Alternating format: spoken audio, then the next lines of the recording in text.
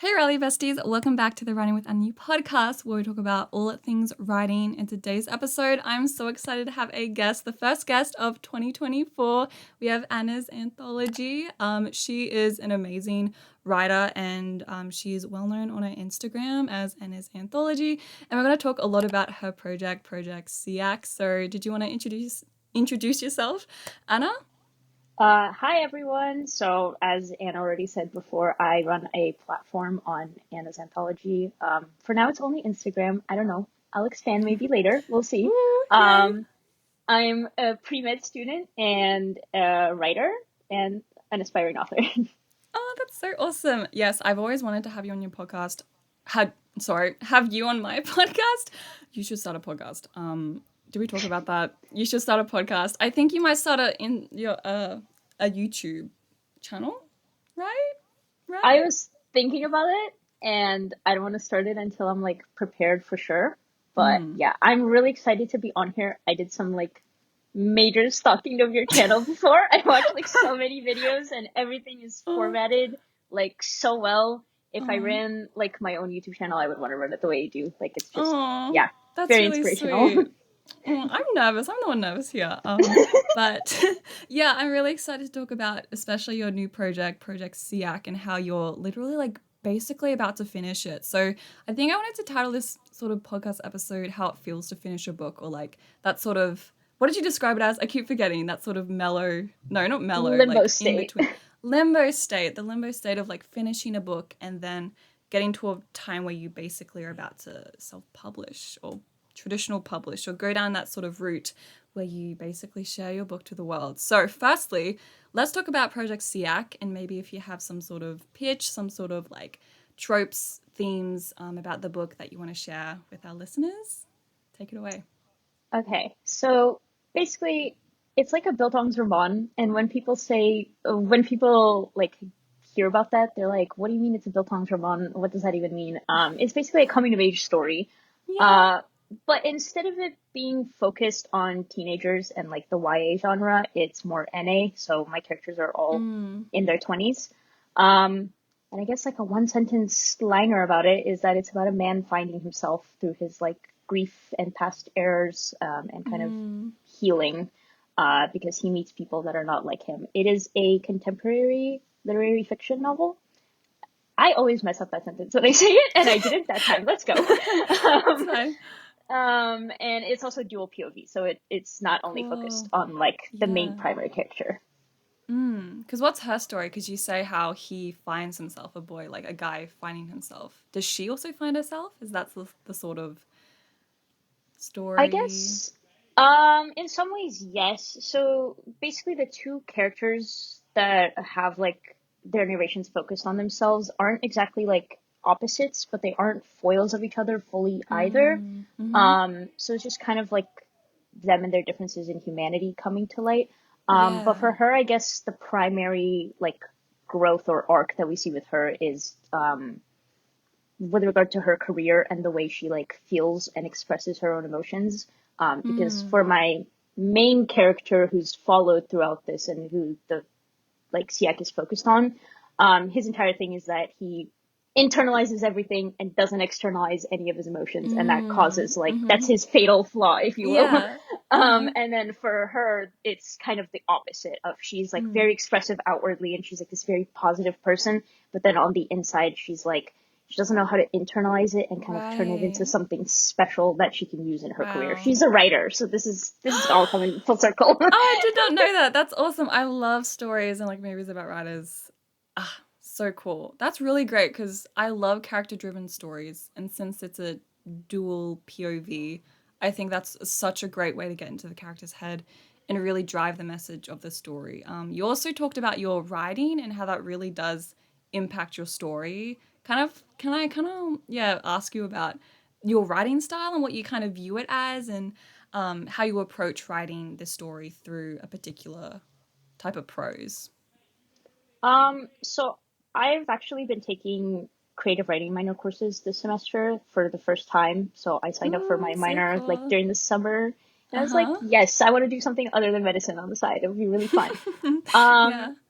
And I've been getting like the same type of feedback where I'm told two things. I'm told one is that people confuse my works with like magical realism because I love my metaphors. Oh. I love my Uh-huh. like purple prose, I guess. I don't Yeah. try to, overbear it to the audience Mm-hmm. because I feel like if Mm. you make everything, quotable and Yeah, it's it's a not bit. necessarily good. Mm-hmm. Um, but at the same time, I really do love using like language eloquently. I don't know how to explain it. No, yeah, for sure. And so Oh. I'm told that like a lot of people are like, does this have any fantastical elements to it? And I'm like, no, this is like just reality. I'm making Wow. bland stuff not bland. That's so Hopefully. cool. No, yeah, I think that's a really interesting writing style because, again, a lot of contemporary stories, at least that I've read, are quite, yeah, bland, as you say. But through your writing, I can definitely see how your story can become something that's like, different, and how that really does reflect in your character voice. So, do you maybe also, as another question, how does your writing kind of differ from characters? Like character voice? Like how does it feel getting? Because I remember you actually saying about it's hard to get into the female main character's head. Maybe did you? Oh, yes, I had that. Okay, so I had this problem where for some reason I can enter one of my narrators' head like really easily, and it's because of that idea that I like my internal monologues and that like flowery language takes place Yeah. there, I guess. Uh huh. And so when I enter his head, it's easy because that's the way he thinks. It's just all internal, like over Mm-hmm. philosophizing type of like overthinking every situation. But then when I enter her head, it's kind of like I guess what she is combating with, she's Mm-hmm. just like, oh, I feel emotion, and that's it. It doesn't like go deeper than that for a Wow. lot of the book. So a lot of her like her narration is more focused on plot rather than her character, which is I why I feel like see. it's difficult to describe from her first Yeah. person. Hmm. Oh, that's really cool. That was really fun getting to know more about Project SEAC. But I also did want to ask, as like the second sort of question of this podcast, kind of how does it feel about being basically at the end of finishing this huge project and like you're literally like nearly, you said you're at 60K at the moment, but you think you might be writing a bit more. So like, how does it feel like finally from the start of the story kind of coming and being at the end? How does that? I feel like the characters are definitely more developed and more fleshed out. Like if I were to go to the beginning right now, I know I would be like, I need to rewrite half of this because they don't do this. Yeah. Uh-huh. In my current like mentality, they're very different than what they were when I first started. So I guess I kind of grew with them. My writing style has definitely like grown with them as well. Mm-hmm. The way that I piece everything together. But also, I'm entering a stage where I'm like so excited about the prospect of ending this and like, I don't know, going on to editing, and Mm. shaping this into what it's meant to be that I'm just like, I need to finish this. And so I keep on writing so many words, like over Wow. 1,000 words a day. And I don't know how I'm doing it, but I'm doing it. I'm trying to finish this by the 5th. And that's like one of Wow. my That's so goals. close. You can do Yeah. it. Oh my gosh. So how long do you think the book's going to be? Around 70, maybe? Is that too much? So that's the word count that I'm currently like looking at, but I swear every time I say, "Oh, it's gonna be 50," nope, it's now 60, and then I feel like Who the same thing's gonna knows? happen again. Um, Yeah. but yeah, when I was like writing at the start, I was like, 50K words is so much. Like, there's no way I'm ever gonna write something that long, and now here we Mm. are. So No. it's kind of funny. Yeah. I think I kind of I understand maybe why. Maybe it's because like you don't feel like you've finished with the characters and their story has not yet finished. So like it's interesting to kind of yeah, sort of have a goal, but like you don't really know until you actually write the book and actually see the story develop when you know when to stop. And I think like as soon as you write the end, hopefully you'll feel like, whew, like this is the story in its hilarity that I need to tell. And I liked also how you were talking about your excitement for editing. Editing's so cool because I'm currently yeah editing Ghost Side.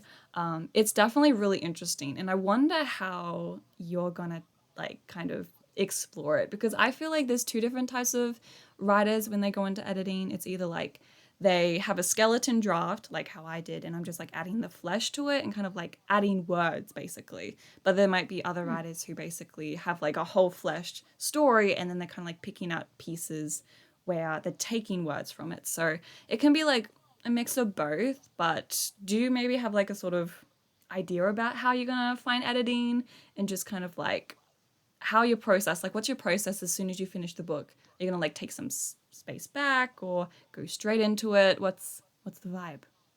I think I'm definitely gonna step back for a little bit.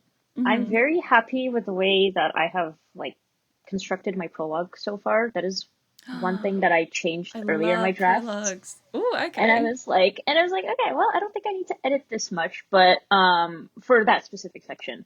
But I'm Mm-hmm. definitely going to be editing part one of the novel, like probably in January. I don't think I want to step away from it for too long because I want Yeah. the idea of who my characters are at the end to kind of remain for when I edit the beginning. For Um, sure. yeah. And the novel has five parts. Originally, I had four, but I wanted to end on a certain character's POV, so I had to add a second, like another part in between, because I basically realized like the ending would not make sense if I didn't do it. Mm-hmm. And each of the five parts has five chapters. So part one is kind of the first chunk that I'll be editing. I think I'm gonna Right. work in chunks. Yeah. As for like adding or subtracting, I have no idea. I Yeah. I think in some parts the word count is definitely going to decrease because I have this thing where again I like my heavy like verbose language and I feel like I want to cut it in some parts. But Mm. then in others I think I'm gonna have to elaborate more. So it just Yeah. depends. We'll see how Who it goes. I don't know knows? if I'm gonna hate it or not. No, it's interesting. Editing is a really cool process. I think it's the most fun part of it is seeing your story come together. And as you said about like finding its potential and shape it how it's supposed to be shaped. And that's exactly what editing is. And hopefully, yeah, I mean, I'd love to be a beta reader if you ever want to take up any beta readers or people to read your book.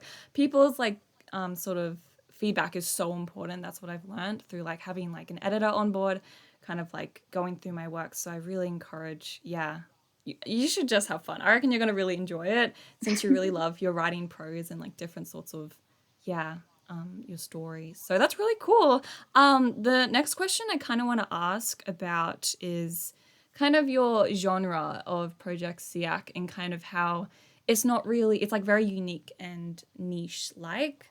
And how kind of it's a bit different from like for example I don't know like streamlined fantasy, and you're kind of describing to me about how you're not really afraid, but you're just kind of like interested to see how the story works with the audience, where there's not like there's dual POV between a female main character and a male main character, and how people might I guess expect like a romance to bloom, and how the characters are in such like close relationship and how it doesn't, and how that says exactly kind of what you want to say about the story. So I was kind of interested to get about yeah kind of like how you view the nicheness and the sort of yeah the very specificness of your story and how that doesn't align with a lot of different tropes or a lot of different genres in the market. So yeah. I think when I first started my account out, I had absolutely zero expectations going in. I was like, we'll just see where this goes. Because originally, I did not think that this work was like really marketable. I wanted to self-publish Mm. it for like two Mm-hmm. reasons. Because it was close to my heart and because I didn't think that it fit onto shelves. Like it wasn't what I was Yeah. reading really often. Yeah. Um, and I think that it was actually refreshing for people to see something that wasn't just like the same exact kind of fantasy we were seeing Mm. popularized Mm-hmm. on Writergram. So Mm-hmm. I don't know, I'm really grateful that it did find its audience. Um, Yeah, so many and I want to people are see so where it excited. goes from there. Yeah. Yeah. Oh, no. Yeah, I think a lot of people are going to really adore this story because it's so unique. And even just like you describing it at the start of this episode, I'm so excited for the story. And I love, like, my favorite thing is like character driven stories. And that's why I was kind of describing when we met earlier about how we're kind of like the same sort of writer in a sense because I love contemporary writing. Like all my projects, like Ghost Side, like Project Prison, like Project I First Met You in a Graveyard. They're like contemporary stories that aren't necessarily like post-apocalyptic or like big fantasy stories. They're kind of just like stories about characters, really, in their life. So that's why I really adore your writing, and I can't wait to see where Project Siak really goes. So I'm just so excited. So that's really interesting to see. Yeah, kind of how you view that. I definitely think there is a place for it in the market.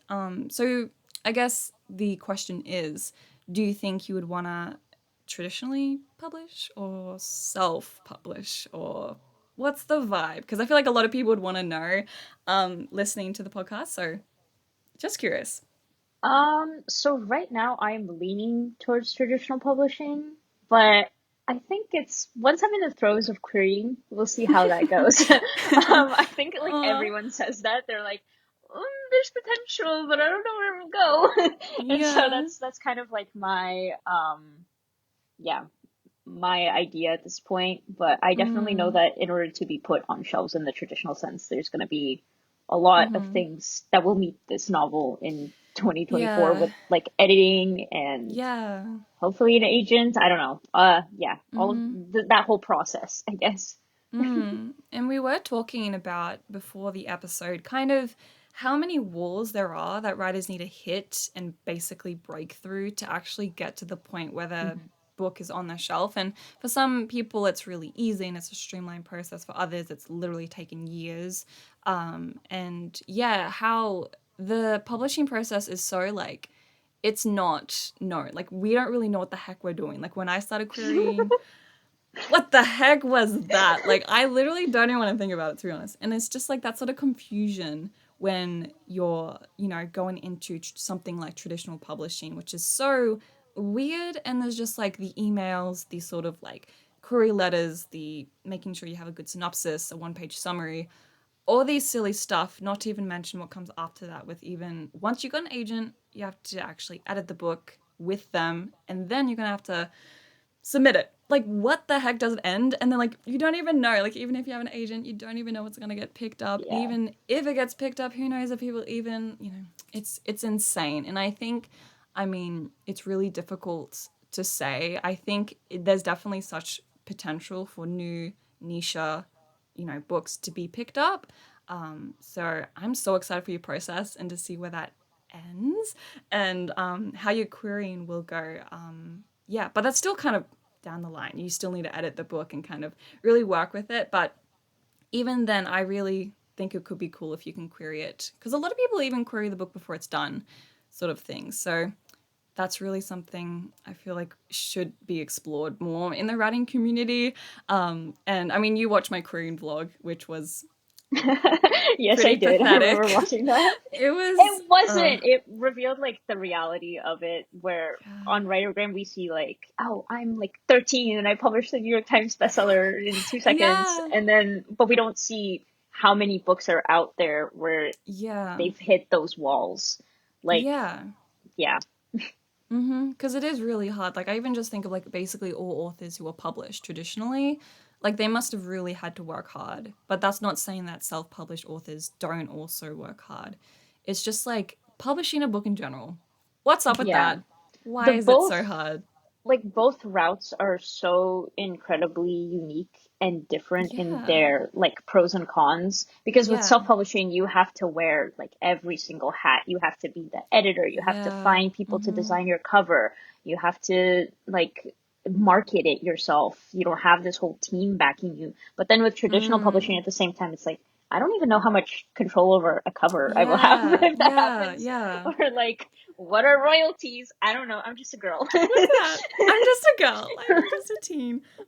No, I understand. It's such a silly. Like, I remember just like the thing I can describe about like self-publish. I don't know, any sort of publishing is just like it's such a silly process, and it's just so confusing, especially like without having a lot of, yeah, sort of experience. It's just, what Yeah. am I doing? And I hope I'm doing the right thing, sort of vibe. So It's I very think mystified. very Like, mystified.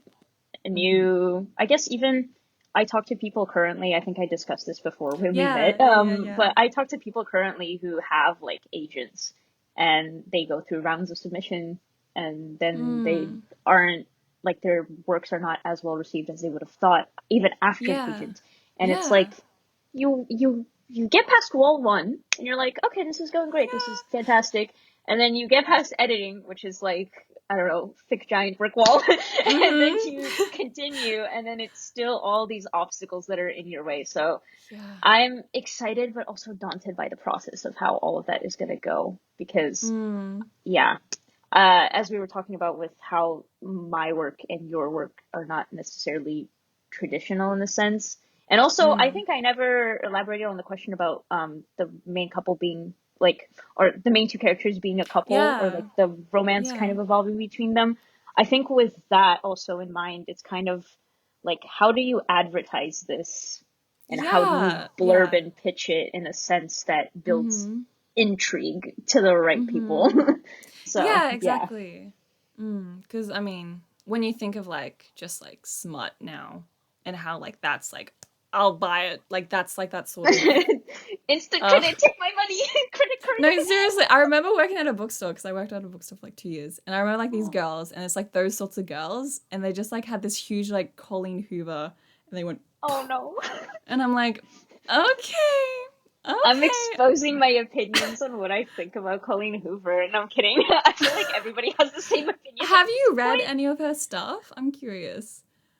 So I haven't, but I feel like the reviews on YouTube where people are laughing Yeah. at things were enough for me. So I personally did not read No, anything, but I'm kind of glad I didn't neither. give her money before the controversy happened with her. Yeah. It's So so yeah. interesting. It's like you don't really know what to do. But anyways, yeah, about that sort of instant selling and how everything is numbers and how like you're basically appealing for the the the people above that sort of stuff. And I remember talking to another friend and she was saying how she wants to write a book that is sort of, I don't know, for intelligent minds in a sense. Sort of thing. And like Yes. you're writing your sort of story, the motif, and I think that's really the core of like literary fiction. So like finding an audience who actually will understand it and actually not need, a smut scene every single second page. Like that's also something that's really hard now. And it's just like again with traditional publishing, like what if maybe someone wants to impose that or like your agent's like we got to really add this trope. It's just kind of like no, this story is how it's meant to be told, sort of thing. So it's really just finding a good agent and having that experience. But I have not done that yet, so I don't really know. And again, like about like how, because you said it's like very individualized, the two different routes, but it's also extremely individualized the things that happen to each writer and like Oh yeah. their process and like actually what happened and how they got found. Like there's some writers who get found by just like posting a Pinterest page of the project, or like they get found like on the street, or like they knew someone. Like And then someone's so, writing for like 20 years and they're like, I yeah. need an agent, please. No, seriously, please, please. So it's kind of like wow, such an interesting. But I think we're done with talking about traditional and self-publishing right now. And then the last question I really do want to ask is your vision for your book, the dreams for your novel, and sort of like your career as a writer and down the road, like where do you want this story to be? What do you want this story to tell? What sort of audience do you want reading this book? And like, yeah, what sort of vision you really have for your author dreams, or even just like about your Instagram and about like your, I don't know, future as like, yeah, studying medicine. I just want to kind of ask about your future and kind of like what your hopes are. Let's add something positive about this podcast. Yeah, because we're kind of like meandering around, like, what are we doing with our lives? What are we um, doing? okay, so that's a loaded question, but I guess it's really good Sorry. because it's like the start of a new year. Yeah, So it goal is setting, let's for go. sure. Perfect. um, I think I want to circle back to the fact that I was talking about one other tip that I was like receiving throughout my creative writing classes, and that was the fact Mm-hmm. that every time that I write, I seem to start a paragraph in such like an ambiguous way, and then I connect everything down. Mm-hmm. Mm-hmm. And this also relates to the whole like publishing and whether my work has a place. It's because I really want to advertise to readers who will sit there and like analyze those little pieces and that Right. little funnel down and kind of like, Mm-hmm. I don't know, readers who like that sense of completeness in a novel and like Yeah. cycling back to all these little points in it. Um, Mm. so I guess I don't want to be like, oh, I want analytical readers, but like, yeah, that's what I'm going for. And with our Yeah. short attention spans, with my short Yes. attention span, Yeah. okay, I literally have not written anything since the summer, and now I'm writing like over 1,000 words a day. So I don't know what my attention span is anymore. It's What's fried. going on there? But I guess that's kind of what I'm looking for in my Mm. audience. And Mm. then also I advertise this book to like 18 to 25-year-olds, but it I guess younger people can read it as well since Mm. it does contain some sensitive content, but not to the point where I feel like the younger demographic could not like Yeah. tackle it. Mm-hmm. I try to approach everything with like research and, Mm. try to handle the topics in the best way Yeah. possible. Yeah. So Mm-hmm. that's like another aspect of it. So if your parents let you read it and you're under 18, good for you. That's what I like to say. Uh-huh. um, but Mm. as for medicine, I have been shadowing neurosurgery this year, so that has been Mm. really wonderful. I feel like I Wow. have discovered through both the difficulties and like the success stories that I have seen with so many different patients and patient Mm-hmm. cases, I've kind Mm-hmm. of discovered for myself like what I'm meant to do. So yeah, if I don't know if I introduced that fact about myself, I just said that I was a pre-med student. I'm in the Mm. US, Mm. so our medical system works really weirdly. We have to complete a Yeah. bachelor's degree before we can go into medicine. Mm. Um, but basically, I kind of discovered this year like why I want to do what I want to do and like why I want to do surgery in specific, not just like Mm-hmm. become a physician. And a lot of that has been through shadowing. So I hope to kind of evolve that in 2024, shadow more specialties, kind of like Wow. see the ins and outs Mm. of the fields. I don't know if I'm publishing in 2024. We'll see how that Woo! goes, but Woo! That's maybe exciting. 2025. But yeah, Mm. it's all these kind of like all the excitement and all the daunting prospects are kind of all coming together and like things are happening, I guess. Yeah, I mean, you're the like we're the age, we're like 19, so it's kind of like we're on the cusp, sort of, Yes. and we're just starting to do everything, really. So that's really refreshing to kind of hear your sort of goals, like not even like yeah, you have such good, amazing writing goals and this amazing project, but also you have like this whole other part of your life which you're so passionate about. So I'm really excited to see how you go. I can definitely relate. I'm in law school, so it's kind of like I'm also in that Yeah. bachelor's sort of yeah, that sort of system.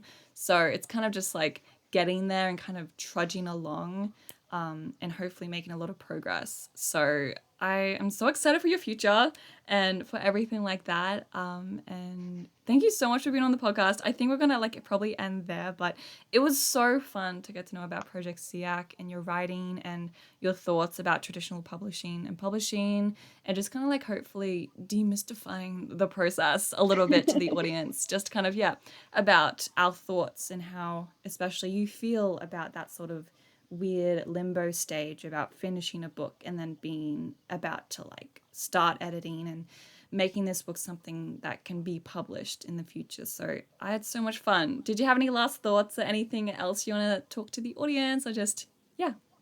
Um, so when I was like looking into this channel before Oh, I oh. came on the podcast, I like realized that you were doing law as well, and I think that seeing that side of things where somebody has these two career pathways is Mm-hmm. really interesting because that's like another thing that I kind of promote on my channel. Yeah, I'm like, yeah, of hey guys, course. I don't just do writing, but I don't really talk Yeah. about the medical stuff often. So that's Mm. fun.